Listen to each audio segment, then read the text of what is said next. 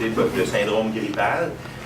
Évidemment, on est au début de la pandémie. On a une expérience, je vous dirais, clinique de la dernière semaine sur le front. On voit grosso modo la présentation des patients les plus malades, donc ceux qui viennent à l'hôpital. Évidemment, vous avez probablement dans vos cliniques déjà eu à voir des patients avec des syndromes grippaux à des niveaux de sévérité variables aussi. Au lieu de tout réinventer la roue, moi personnellement, je me suis beaucoup inspiré d'un document qui est disponible sur le site de Pandémie Québec, qui a déjà été fait le 8 novembre, donc c'est très récent. C'est finalement une grille d'évaluation du patient adulte et je vous suggère de l'utiliser tout au moins au début pour orienter vos évaluations cliniques. Okay? Et ce que je vous présente actuellement, c'est vraiment cette grille-là qui est relativement bien faite. On va voir qu'il y a des petits bémols, puis on va en discuter rapidement aussi. Okay? Donc, on vous a fait des copies de la grille d'évaluation, mais inquiétez-vous pas si vous les perdez. Premièrement, on va en avoir au SNT. Deuxièmement, c'est très facile d'accès par Internet sur le site Pandémie Québec. Dans les outils cliniques, vous allez voir la grille d'évaluation pédiatrique, la grille d'évaluation adulte également.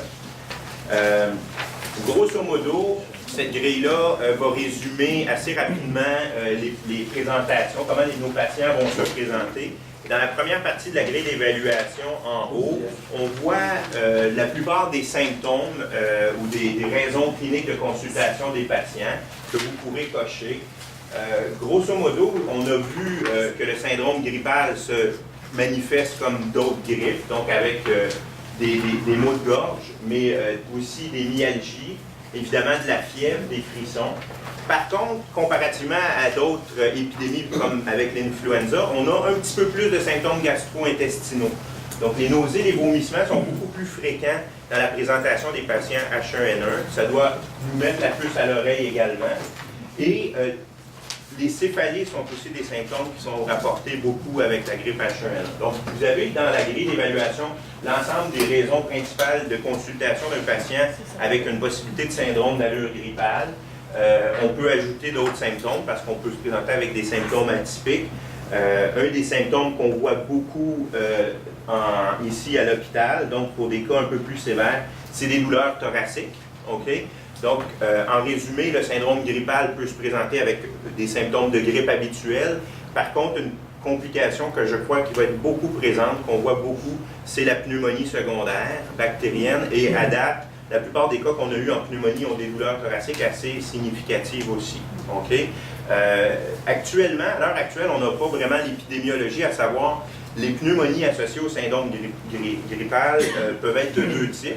On a une partie des patients qui vont se présenter avec un syndrome grippal et une pneumonie probablement virale associée d'emblée, mais aussi l'autre mode de présentation qui est le patient qui aurait fait un syndrome grippal dans la semaine précédente, qui n'a pas consulté parce que ça s'estompait progressivement, et là, il se présente avec la pneumonie bactérienne secondaire et le tableau clinique d'une pneumonie classique. Okay? Et ça, actuellement, pour les patients hospitalisés, c'est un grand nombre de patients. Okay? Donc, la grille d'évaluation des symptômes vous permet un peu de screener là, les raisons pour lesquelles le patient va se présenter. Évidemment, il faut comprendre qu'il va y avoir un triage qui va faire en sorte que les patients vont consulter en site non traditionnel. Vous allez certainement avoir des patients qui vont essayer d'avoir des consultations pour diverses pathologies. Je vous rappelle que probablement, ça serait tout à fait indiqué à ce moment-là de rappeler que le site non traditionnel n'est là que pour l'évaluation des syndromes grippaux ou infectieux pulmonaires. Et puis, on n'aura pas le temps de régler probablement, à moins que vous ayez beaucoup de temps libre, les problèmes dermatologiques ou autres des patients. Okay? Parce que je m'attends à ce qu'il y ait des consultations qui vont être faites. On va essayer par la bande de consulter en même temps un médecin pour ça. Bon. Dans l'examen physique, on essaie de garder ça au plus simple. Okay? Évidemment, la prise de température va être faite au triage par l'infirmière. On va juste se rappeler que habituellement, un syndrome grippal, ça se présente avec la température souvent élevée. Okay? Par contre, on se rappelle que les patients les plus âgés ou des patients qui ont une forme d'immunosuppression qui peut être sévère à cause d'immunosuppression, à cause d'une pathologie basse, ou légère, par exemple nos patients MPOC qui prennent souvent des stéroïdes, peuvent se présenter sans fièvre. Okay? Donc, c'est un indicateur de la possibilité d'avoir un syndrome grippal, mais déjà, on a eu des cas, même intubés aux soins intensifs, des patients jeunes sans facteur de risque ou immunosuppression qui se présentent avec un syndrome grippal H1N1 sans fièvre. Donc, ce n'est pas un sine qua non. Ça fait partie des autres symptômes qu'il faut évaluer pour les patients qui se présentent avec une grippe de type H1N1. Okay? L'apparence de la peau, bon, évidemment, je pense qu'on peut passer rapidement. La cyanose étant un signe de désaturation significatif.